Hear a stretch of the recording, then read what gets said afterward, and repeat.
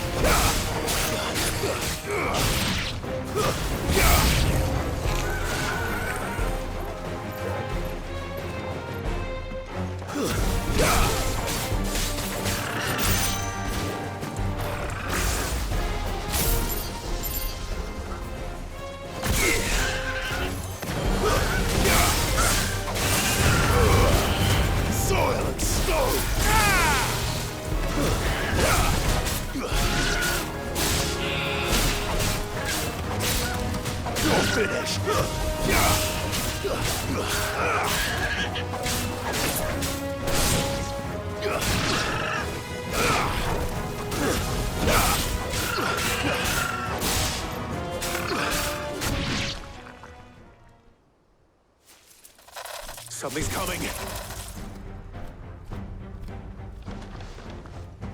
Apologies, my lord. Did I miss anything? Only the first round, so wait. Shall we?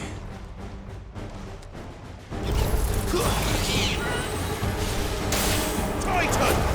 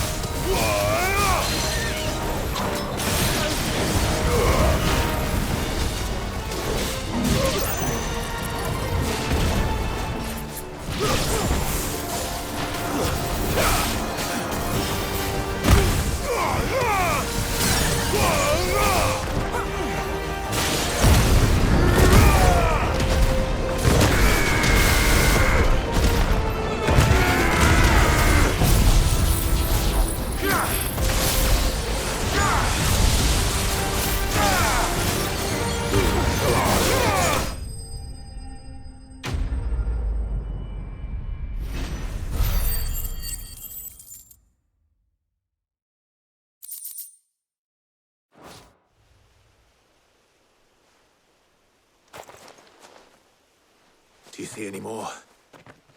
No. I think that was the last of them. But it won't be long before the next lot arrive. Then we make for Martha's while we can.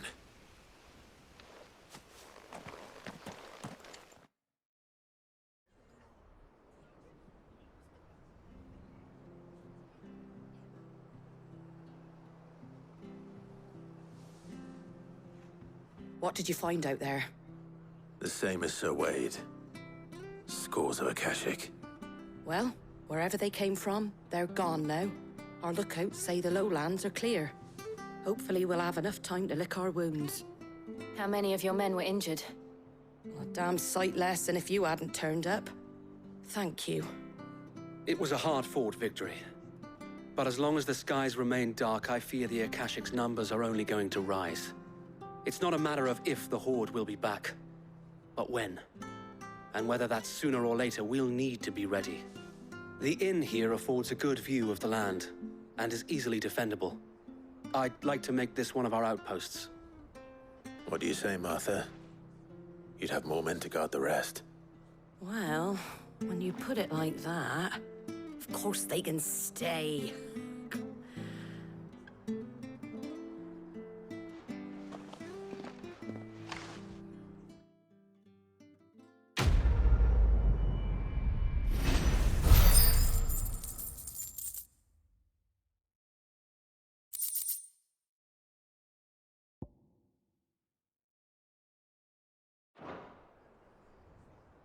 My lord, there's someone I'd like you to meet. Oscar, over here.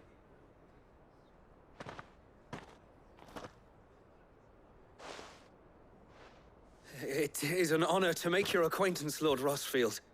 I am Oscar. Oscar of House Murdoch. Murdoch? I wasn't aware the Lord Commander had children. Oh, he didn't. But his brother, my father, did.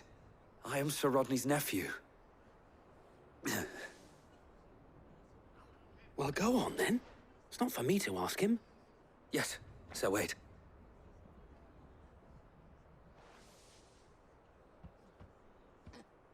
If it please you, my Lord Marquis, might you take me as your squire? I would learn the duties of a shield from the finest. I'm sorry to disappoint you, Oscar, but I'm a shield no longer. Nor was I ever the finest. And spending time in the company of an outlaw hardly seems a fitting education for one aspiring to take his oaths. My Aunt Hannah once told me that a man is not defined by his title, but what he does in its name. You have accomplished much since taking on the mantle of Cid, winning no little honor in so doing. And I would sooner serve under an honorable outlaw than an unworthy shield. Not that Sir Wade and the other Guardians are... I mean to say that, they're... It's all right. We know what you mean. There is only so much the boy can learn from me, my lord. But a squire... Would that really be so bad? You were a squire once. And I'm certain Sir Rodney would approve.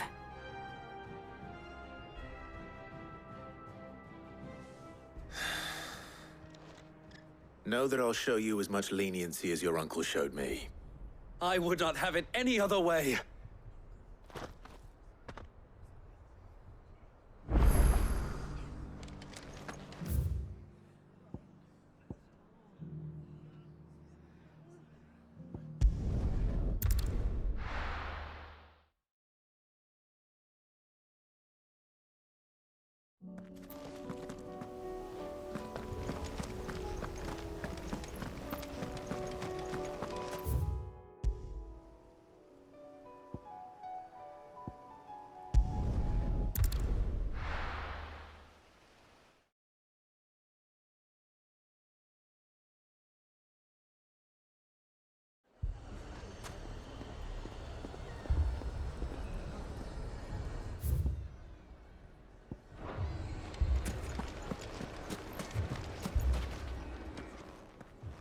Cid, your new companion appears much more formidable than your uncle. Should I be worried? You haven't been introduced. Jill, Clive has told me much about you. All lies, I'm sure. Your Stolas said that Dalimil has a bandit problem. Indeed. Although, you're a little late. They left with our food and guild days ago. Any idea where they went? The desert's a big place. Your guess is as good as mine. But the fact is, I have more immediate concerns. What did you say to me? What did you say? Ah, as if by magic. Let's just say we've yet to reach a consensus about how to solve Dalimil's little problem. And at this rate, it won't be the actions of the bandits which prove to be our undoing. It will be our own. I've tried reasoning with the dissenting parties, but even the Desert Hare has limits. Perhaps we could talk to them. What makes you think they'll listen to us? What makes you think they won't? She makes a fair point, Cid. And you won't have wasted much of your precious time if you fail. They're just across the courtyard.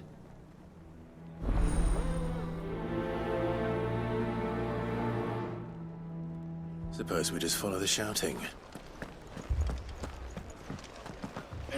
Fucking thieving bastards! As if life hadn't been hard. They have found answers.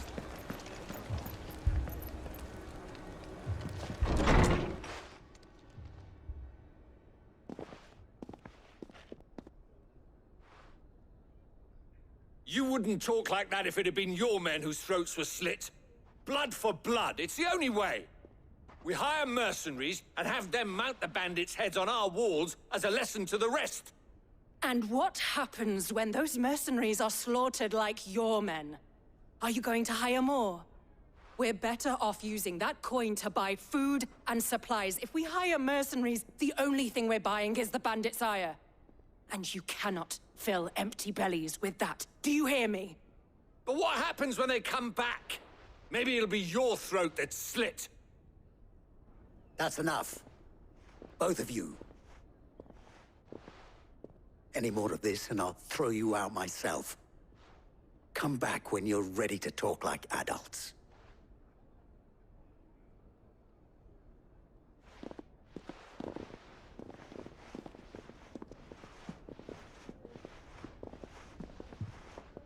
Victor.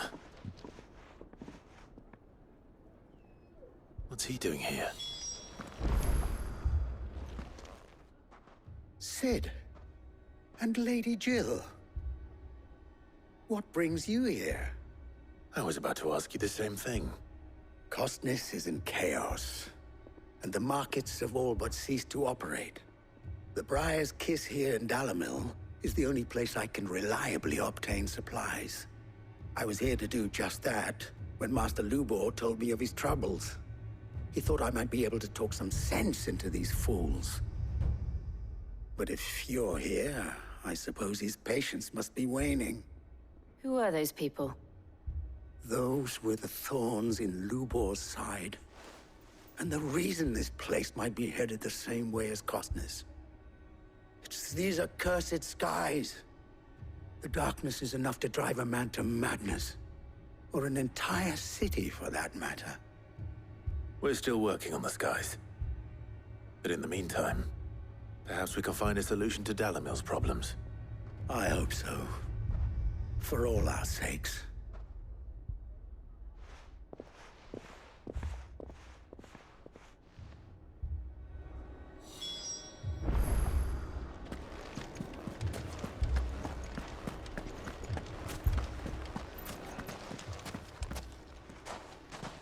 So, you see my predicament? What I saw was a room full of people who were angry and afraid. And with good reason by the sound of it. But if left to smolder, that anger and fear could set the entire town alight. My thoughts exactly. What to do? Both sides wish to protect their homes and livelihoods, if only they could agree on how. But as long as they are divided, we are vulnerable. And if there's one thing bandits like, it's an easy target. What would Cid the Outlaw suggest? Well, if it were my namesake, he'd let them choose for themselves, and be on hand to pick up the pieces when it all went wrong. That sounds like a recipe for disaster. A recipe for disaster is precisely what it is. But perhaps that realization would be enough to make them question the ingredients. While it's plain neither Conrad nor Natalie will countenance the other's proposal, it may still be possible to make them doubt their own. Before presenting them with a third option. And that would be? To pool our resources and save the city ourselves. Why fight each other? When all that fear and anger can be directed at the bandits. It appears we have a plan of action. Victor, pay Conrad a visit. See if you can't convince him of his folly. I'll speak with Natalie. As you wish. Your faces are not well known in this town. That may prove useful. Don't worry, Victor and I will do most of the talking. You need only play along. Play along? What he means to say is yes.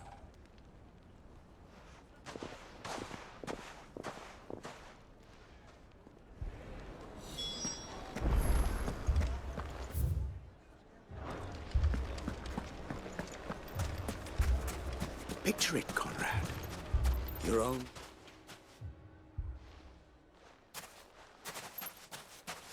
Ah, here she is.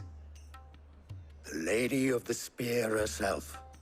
Conrad, may I introduce you to Jane, commander of the Red Wings, the oldest mercenary guild in the Free Cities. A pleasure, my lady. The pleasure is all mine. As I told you, I summoned the commander here from Canver to inquire about a contract. Victor says you told him no. that there aren't any men left to hire. Is that true? True as the crystals cracked. Nobles came and claimed every last one worth his salt. And not just from us Red Wings. You know of the 7 high houses. There must be 2 swords assigned each one. Granted, we have a few boys left. If it's boys you're looking for. Well, Conrad, are you saying that Dalamel's finest cannot defend this town better than a gaggle of unblooded striplings? That a band of beardless youths could better avenge the deaths of your brave men than you yourselves? Absolutely not.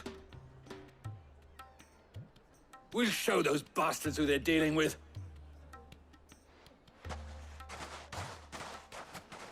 I can't believe that actually worked. Conrad's not what you call the brightest candle in the crypt. And there's a reason why I had you do the talking and not Sid. Well played, milady.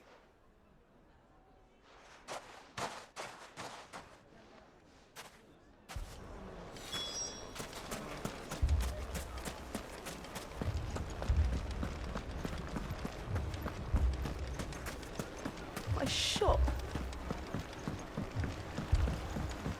If I had my pickaxe, I would... I mean, it may still be possible to buy something. Ah, here he is now. Natalie, allow me to introduce Lord Underhill of Randalar's prestigious League of Merchants. Lord Underhill. At your service. Underhill.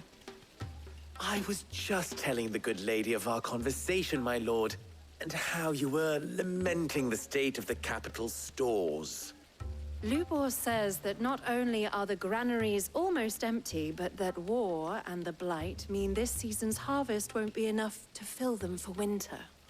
Indeed, certainly that is the case. The nobles in the capital are buying up the city's stocks of barley and wine, driving the prices higher than most commoners can afford. It is only a matter of time before the peasants revolt.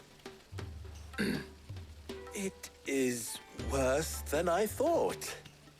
If what Lord Underhill says is true, I fear we have little hope of supplementing our stores, meager though they regrettably are.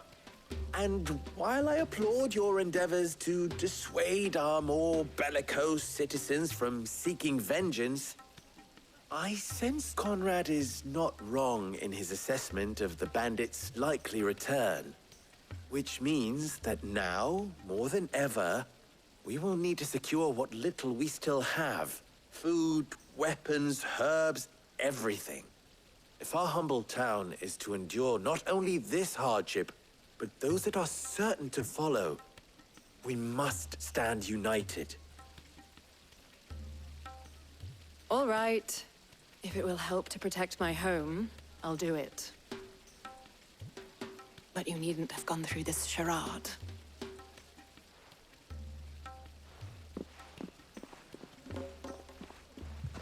Thank you, Clive. Your performance was nothing if not workmanlike. She saw right through it. I didn't say it was good, merely that it produced the desired effect. Now, my scouts should be returning shortly. Meet me back at the Briar's Kiss, and we shall see what we face.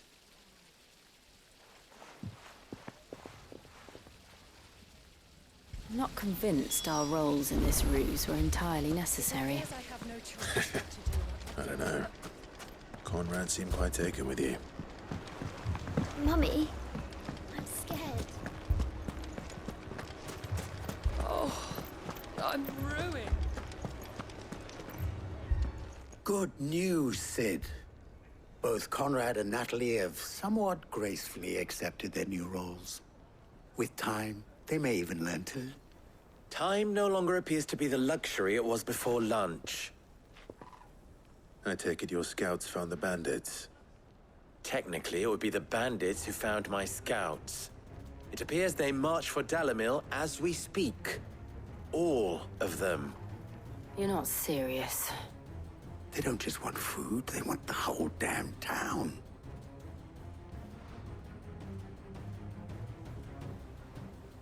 I have a favor to ask. I'm told the bandits march in two groups, one from the south and one from the desert, in a move doubtless intended to stretch our already gossamer-thin defenses. Very well. Jill and I will meet those from the desert. But what of the rest? The rest, my friend, the city shall fight. Together. The stakes, I concede, are high. But if this does not unite Dalimil, nothing will. That is a lot of faith to put into those who had their hands around each other's throats but a moment ago. Then it will be for us to see that their hands are kept occupied. And I do mean us. I thought you might say that. We'll hold them off for as long as we can. And we will do the same.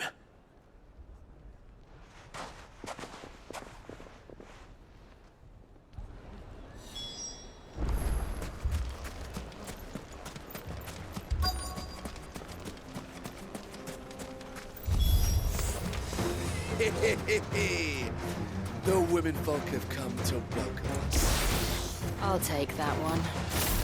It's all yours.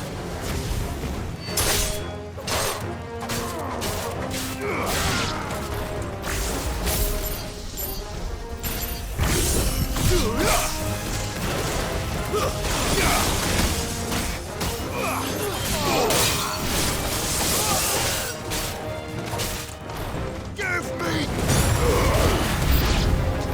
They mean to overwhelm us.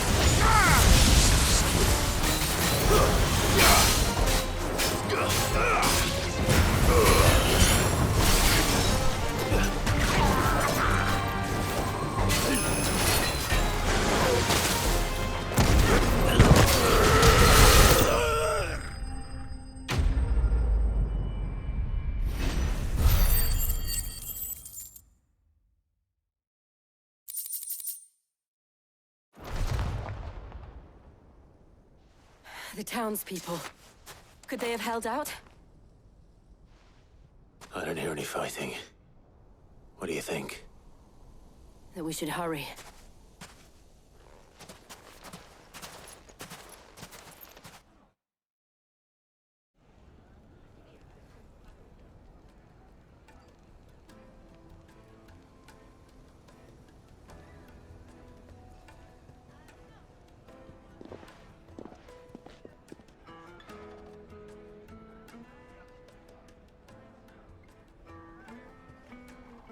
Natalie, I owe you an apology. You did well out there. The inn would have been lost had you not held the line. Without you, there would have been no line to hold. You saved us, Conrad. You saved Dalimil. We all saved Dalimil.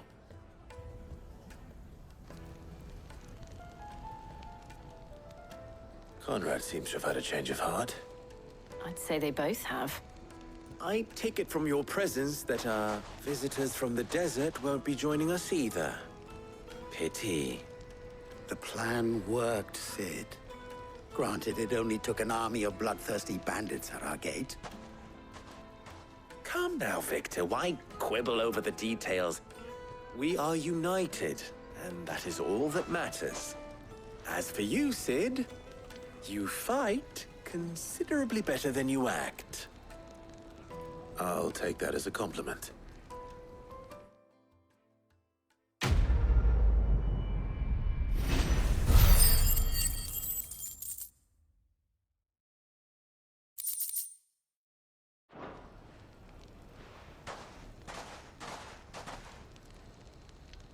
Our friends seem to have things under control. For now, at least. Let's go and put Otto's mind at rest.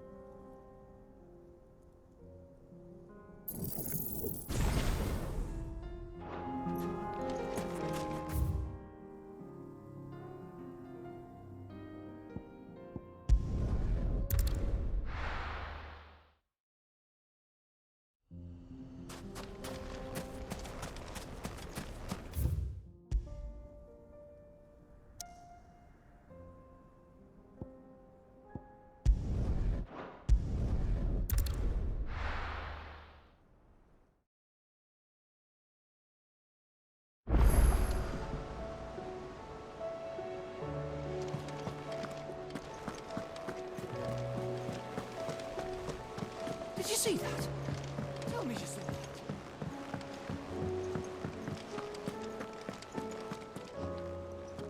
Was wondering when you turn up. Hellos from all our friends thanking you for your timely intervention. How is it you always manage to arrive at just the right moment? Luck, I suppose. Any word on the rest of the realm? Let's see. Storm's still crying out for mother crystals. The nations are still in chaos. And the skies are still the color of a kick in the kidneys 2 days on. So... Right.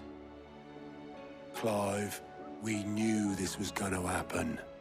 Well, not the bleeding skies part, but you take my point. Now's not the time to second-guess yourself. Now's the time to visit the infirmary. Talia says your brother's awake. Thank you, Otto.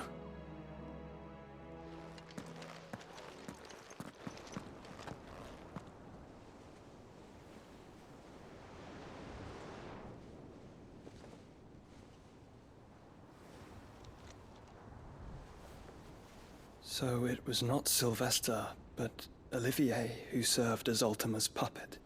And when Dion learned of this, he sought to slay the fiend.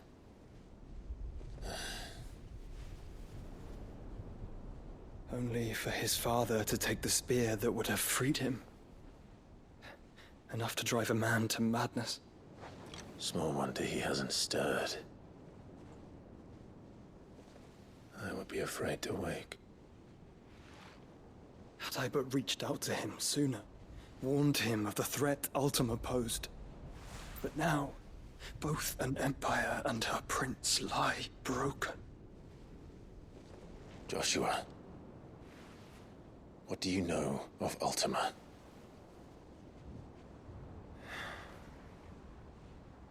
Very little, I'm afraid. Despite my best efforts. 18 years ago, as I lay buried beneath the rubble of Phoenix Gate, 'twas not death who came for me, but another. And it was while in my rescuer's care, I first heard of Ultima. I've been chasing his shadow ever since. Ultima is driven by some deep, dark purpose, and for whatever reason, it would seem you are crucial to his designs. he will stop at nothing to have you. Even if that means toppling an empire. But why me?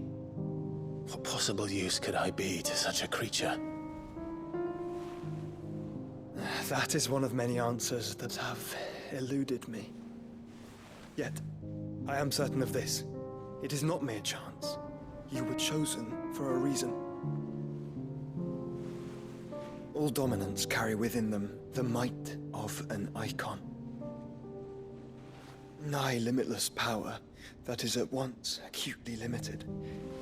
I wield fire, and only fire. And I only ice. 8 wardens for 8 elements.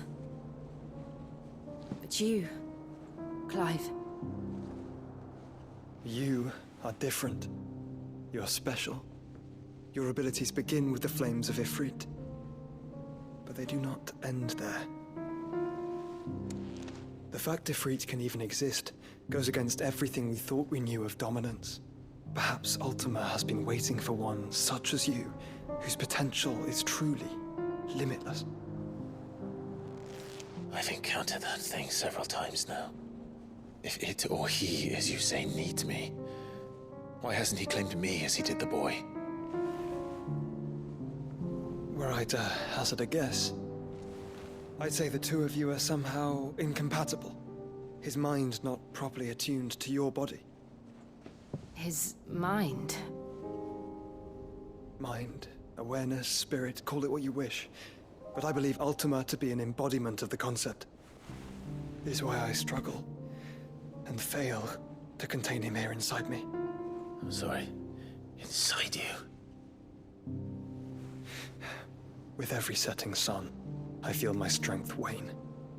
And though the Phoenix's flames mend the prison I have made for Ultima, they do so at a cost. We must find a means to bring an end to him before I meet my own. What were you thinking? It was that or let him take Clive. And I've always had a soft spot for my brother. But that doesn't mean you should sacrifice yourself to save me.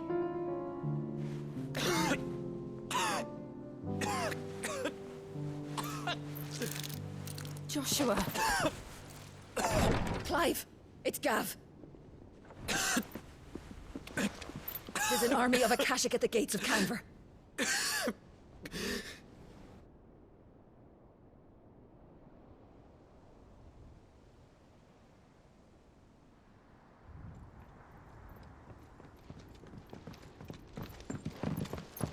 Well, what's the short of it? It's all Tyre told you. The capital of the Free Cities is under siege by an army of monstrosities. The city guard are doing their best to stem the tide, but numbers ain't on their side. What of Lord Byron and Mid? Were they able to escape? No, but they're all right for now. They're hiding with Gav at midship. We have to get them out of there. And we shall. Otto, prepare a Stolas. Tell Gav to stay exactly where he is. Understood. Vivian, what's the swiftest route to the Free Cities? That sounds like a question for the map. Look here. This road, through Tabor, should provide the least trouble. Good. What a coincidence. Tabor is exactly where I'm bound. Joshua, bed is where you should be bound. You don't think I told him the exact same thing? Were Tyre not such a talented healer, I would surely have been inclined to agree. But, thanks to her ministrations, I feel I may safely rejoin my attendant, who was to wait for me in Tabor if we became separated. All right, we travel together. Clive! If he stays close to me, he'll be fine. Thank you, brother. I'll look after him.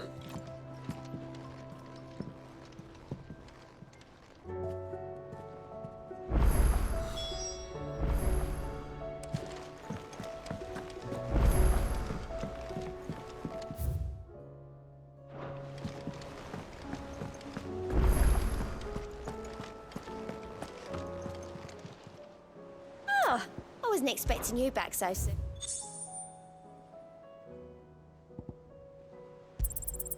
Here you are. Come again. I may have more for you.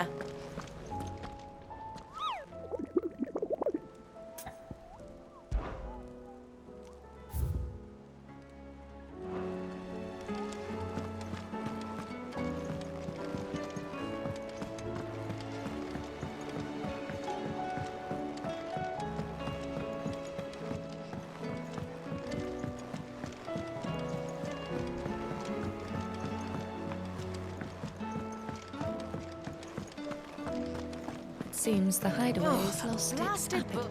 Here, you put me in this situation, Clive. You can bloody well get me out of it. I need a hand with a recipe. Are you sure it's me you're looking for? I'm not much of a cook. I'm all the cook will be needing, thank you very much. What I want from you is a little of your time, right? Oh, and perhaps your sword.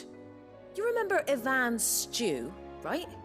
Well, despite the look of the thing, and that awful stench, people wolf it down. So I thought I'd try making one of these supposed masterpieces myself. Had a peek at the book and gave it a go, but, well... It wasn't as straightforward as you'd hoped. Ivan had the same problem. Yeah, but this is my blimmin' kitchen, and I will not be outdone. So if you don't want to be seen as playing favourites, I suggest you lend me a hand. I've never been one to play favorites, Molly. And I would be only too happy to lend you a hand. So, what's on the menu this time? A fried mortress of skyworm. That's one heck of a name, innit? Recipe seemed easy enough to an old hand like myself. Thought I'd followed it to a T. Only, turns out skyworm livers and drake's mint are not what I thought they were. At least I hope they're not, given the rancid mess they made. Ivan said the recipes in the culinary pilgrimage date back centuries. Who's to say the ingredients even exist anymore? Wow. That's a question for a scholar, wouldn't you say? Perhaps you know of one? Kindly old fella who haunts the shelves, maybe? Fine. I'll go and speak to Harpocrates. Perhaps he'll know something. And if he does, I'll see if I can find your ingredients for you. You do that. Lest we forget, you've got a reputation to uphold.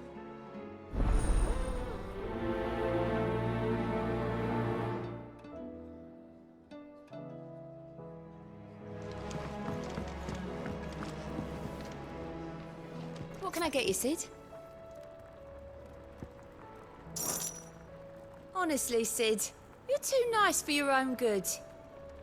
Do you hear that, ladies and gents? The next round's courtesy of the realm's most benevolent outlaw.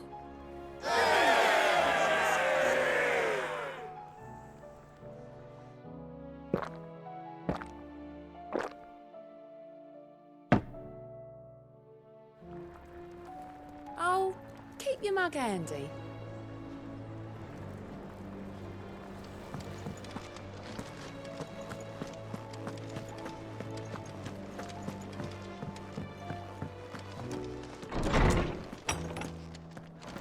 Is a storm coming, Sid? Will there be thunder? Sid, perhaps you can help me solve a mystery. I can certainly try. Who's gone missing this time? It's not who, but what.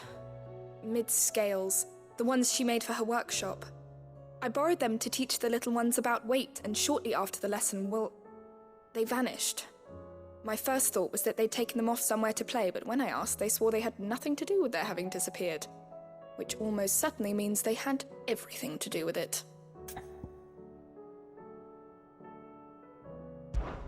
Perhaps a visit from Sid will jog their memories. I think it just might. Thank you. I don't like to imagine that my pupils would lie to me. But if they have, I'll have no choice but to discipline them accordingly. They were in the atrium when I last saw them, as always.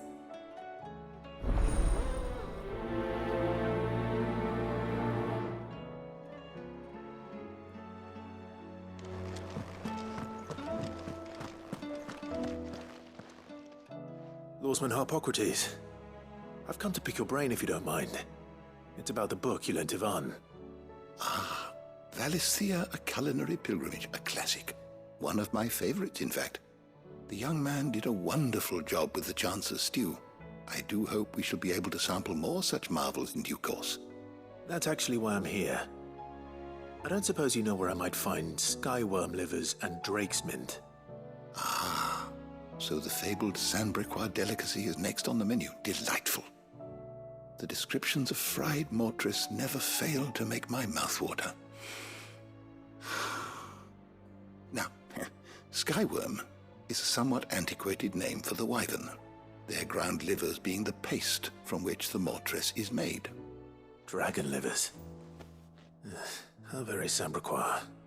One would have thought the disciples of Bahamut would have a touch more reverence for their icon's brethren, but apparently not. I believe the specific dragon the recipe demands is the blueback wyvern, said to be the very color of the sea beside which it resides. So we know where to look for our liver. But what about the drake's mint? Saint's bonnet in contemporary parlance, a herb which grows along the North Reach coast. I gather that one can locate the cheerful yellow flowers by their heady scent alone, so I'm sure you'll have no trouble finding them. I may add that people once believed game was best served with the flora that sustained it in life, in which regard fried mortress of skyworm is undoubtedly a typical dish of the time. Meaning that if I find one, I find the other. To Northreach, then. Best of luck, Clive. And do save me a bite once the dish is complete.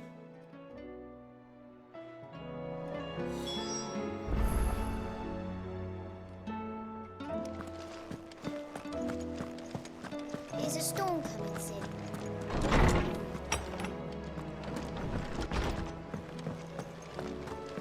It seems that Hideaway is lost.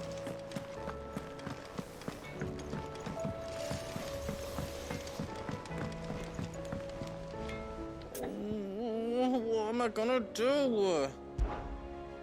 Is everything all right, Goots? You seem more discomposed than usual. Oh, I don't know what that means, but I'm in a bit of a muddle. Oh, I think Nan might be in trouble, and she's... It's all right.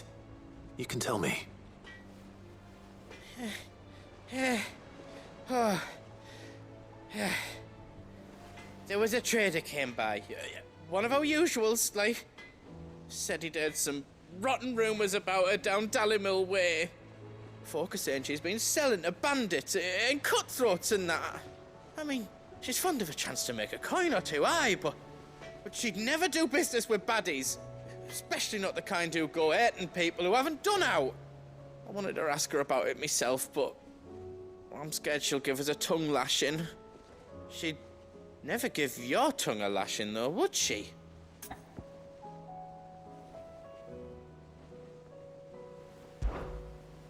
Don't worry. I'll speak to her. Oh, thanks, Clive. You'll let me know what she says, won't you? Of course. I'm sure it's all just a misunderstanding.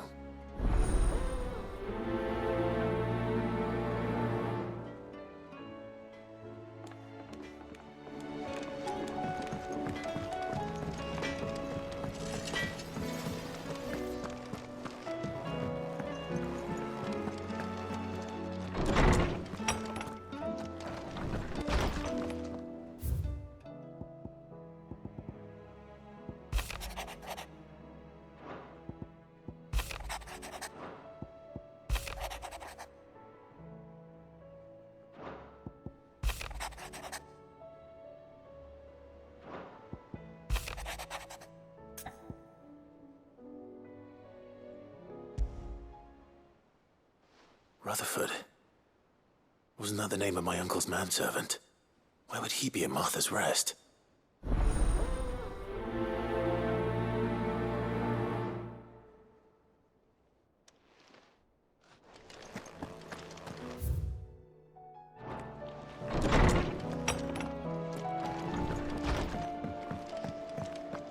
Did you see the pair that got pulled into time? Lady Karen. How's business? Not nearly as foul as the weather. You're doing good trade, then? Both in and out of the hideaway? Can't complain. Wait. What exactly are you getting at? Not once in 5 long years do you pay my affairs half a care. But here you are today, raking me over the coals like a bloody popoto. Just asking. Out of interest. All right. I'm here because I was told that certain rumors have been circulating. About you selling weapons to brigands. Oh, are ya? And who was it who knows me so well as to tell tales of my evil exploits? I didn't exactly hear firsthand. All I know is that someone in Dalimil has been spreading word to that effect. And what? You believe it? You think I'm profiting off the blood of innocents, do you? Look, I've done things I'm not proud of. Might be there were a time when I turned a blind eye to the wretchedness of the world so I could line my pocket. But that woman is no more. And you'd know that if you'd ever paid the slightest bit of notice. You're right, Lady Karen. I apologize. It was wrong of me to doubt you. Aye, it was. Now, I reckon you've got better things to do than pointing your do-gooding finger at a poor old woman. Of course. Good day.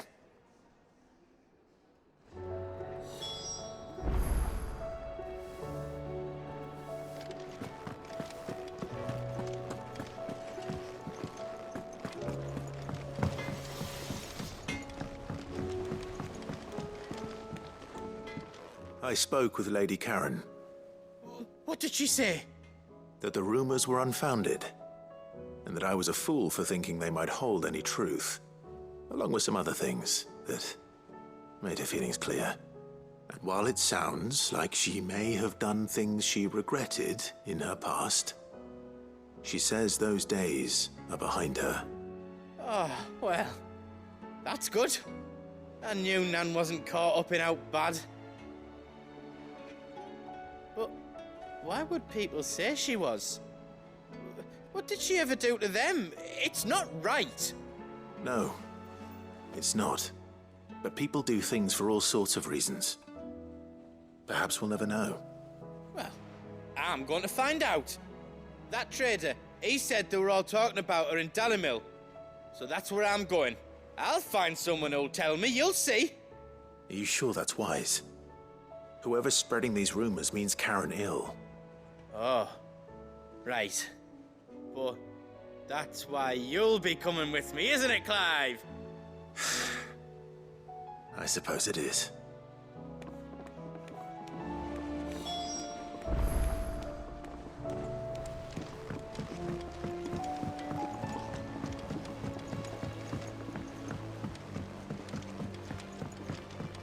I heard the Emperor was impaled on his...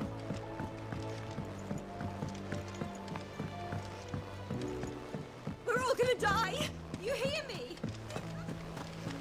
What do you reckon we should do? I say we should just tell...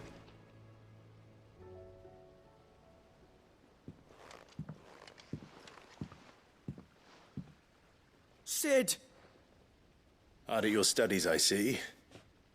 And what is that? It's not a set of scales, is it?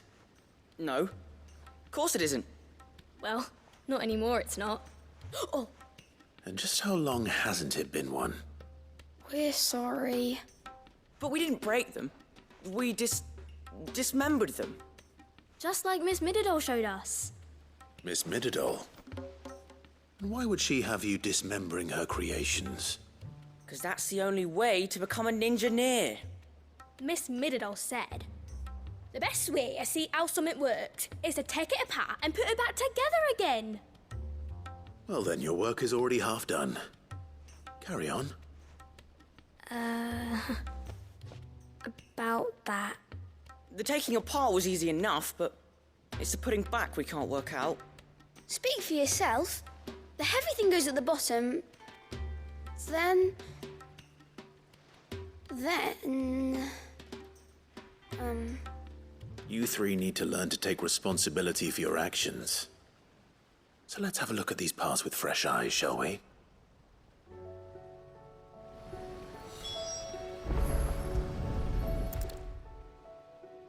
All right. Everything here was once part of Miss Midadol's scales. Every piece has its own role to play, and each is just as important as the others. If even one of them is missing, the scales won't work. So let's think about what those roles might be. You already know one of the pieces, the body. Its role is to support everything else. But what of the others?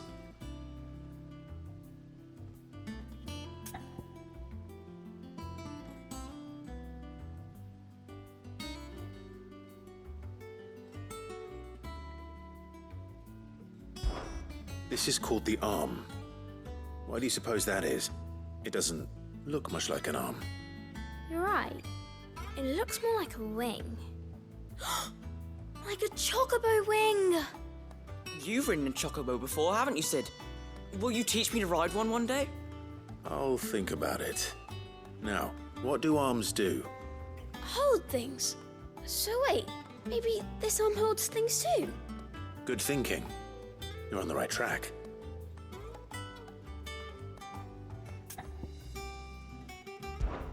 These round parts are called the pans. You all know what a pan is, don't you? I do. Molly uses them in the kitchens to fry bangers. But these aren't for frying bangers, you idiot. They're for weighing stuff. But what if I wanted to weigh Goots? I don't think he'd fit on that little thing. Probably not. What are the chains for? Holding the pans up? Well spotted. Which means something must hold the chains up in turn.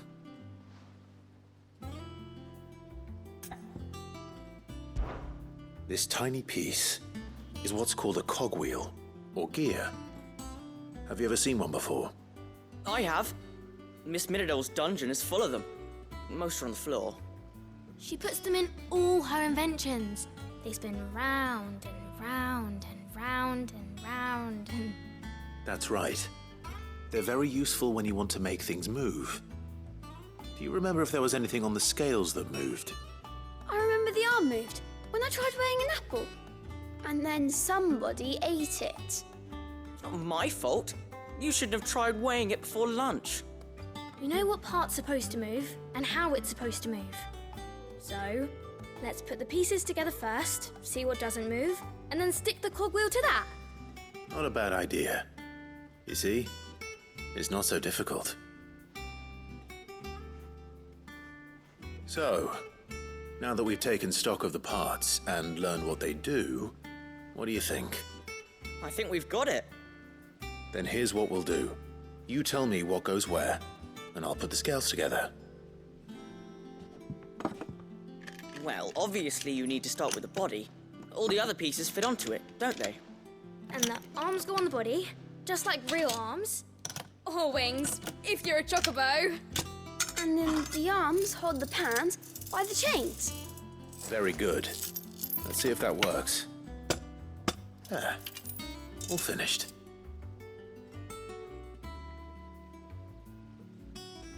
Yes! We did it! Well, with Sid's help.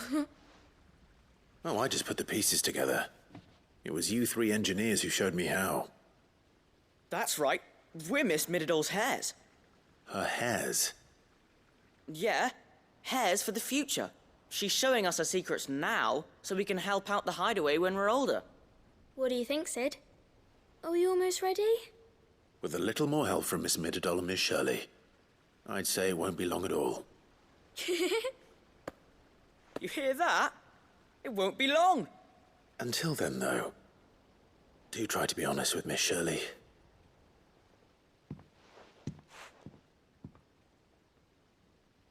Hey, look! We never used the cogwheel.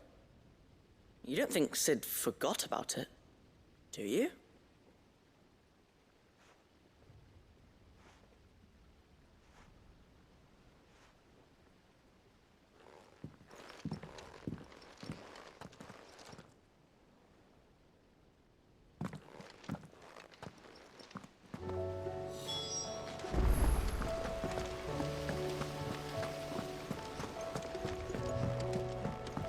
die!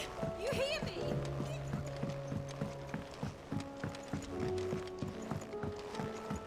I heard the Emperor was impaled on his own.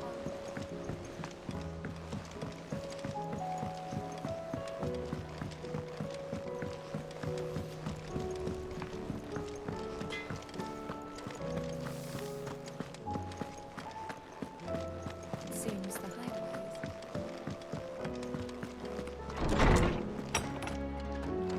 Is a storm coming, Sid? Will there be... Well, did you solve the mystery? It was as you thought. The children had the scales, or the parts of them at least. They dismantled them to see how they worked. Oh, no, Mid will have my head. Thankfully she won't. This might even have been her idea. Although I was the one who ended up teaching the lesson. I'm so sorry, Sid. I know how busy you are. I shall see that the children are properly punished. Please, there's no need. Mid seems to have taken the three of them under her wing. She's even calling them her heirs. She'd have them follow in her footsteps. And her father's. I see.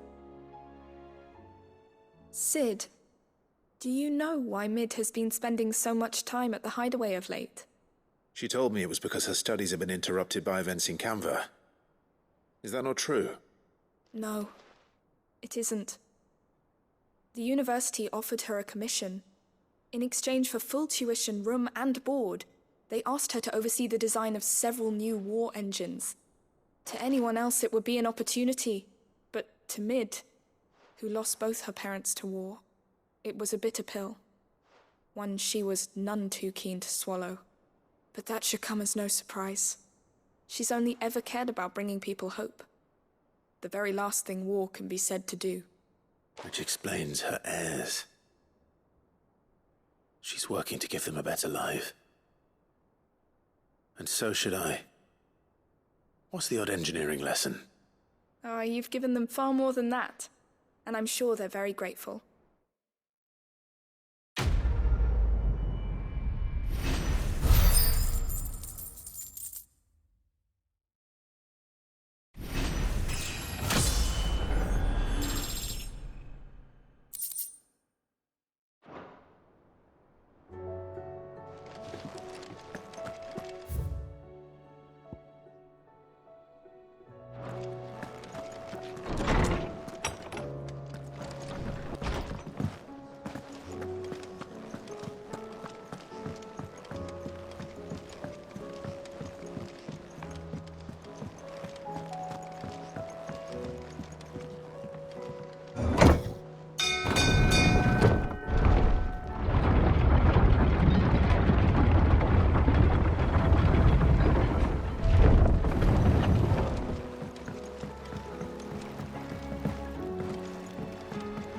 I'd say we were in for a storm.